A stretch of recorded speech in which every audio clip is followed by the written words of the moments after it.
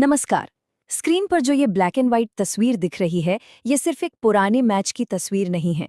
ये एक शुरुआत है।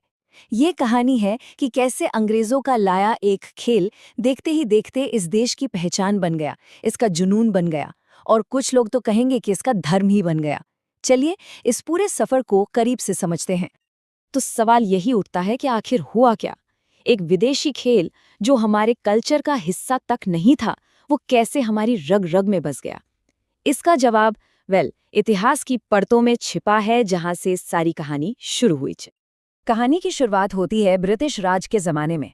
तब क्रिकेट का मैदान भी जानते हैं उस वक्त के समाज जैसा ही था, बिल्कुल बटा हुआ। एक ब्लैक एंड व्हाइट दुनिया जहां लकीरें बहुत साफ थीं। सोचिए, क्रिकेट भारत में 1721 से खेला जा रहा था, पर सालों साल दशकों तक ये सिर्फ और सिर्फ अंग्रेजों का खेल बना रहा। उनके लिए ये एक तरीका था अपने देश से हजारों मील दूर भारत में इंग्लैंड का एक छोटा सा टुकड़ा जिंदा रखने का। और यहाँ एक बहुत ही दिलचस्प बात सामने आती है। एक ही खेल के दो बिल्कुल अलग अलग चेहरे थे।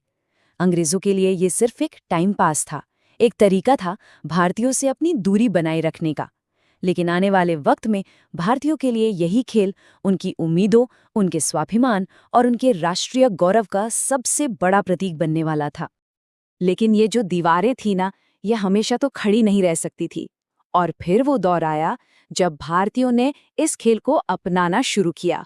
और बस यहीं से क्रिकेट के बदलने की असली कहानी शुरू होती है।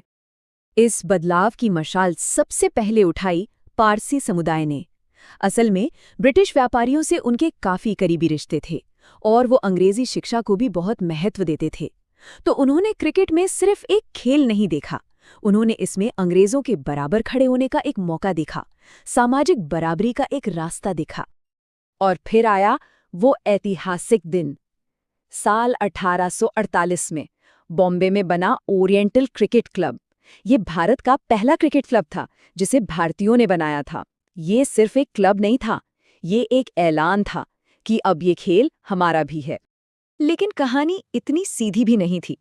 जैसे जैसे क्रिकेट लोगों के बीच पॉपुलर हुआ, इसने उस दौर के समाज में जो बंटवारा था, जो राजनीति थी, उसे भी दिखाना शुरू कर दिया। इसका सबसे बड़ा और कह सकते हैं कि सबसे कंट्रोवर्शियल उदाहरण था बॉम्बे क्वाड्रेंगुलर टूर्नामेंट। इसमें टीमें धर्म के नाम पर बनती थीं, यूरोपियंस, पारसी, हिंदू और मुस्लिम्स। कमाल की बात यह है कि ये टूर्नामेंट बहुत हिट था, लेकिन साथ ही ये समाज में मौजूद गहरी दरारों का एक आईना भी था। और मजे की बात देखिए, एक तरफ महात्मा गांधी जैसे बड़े नेता इस तरह के टूर्नामेंट के सख्त खिलाफ थे। जाहिर है धर्म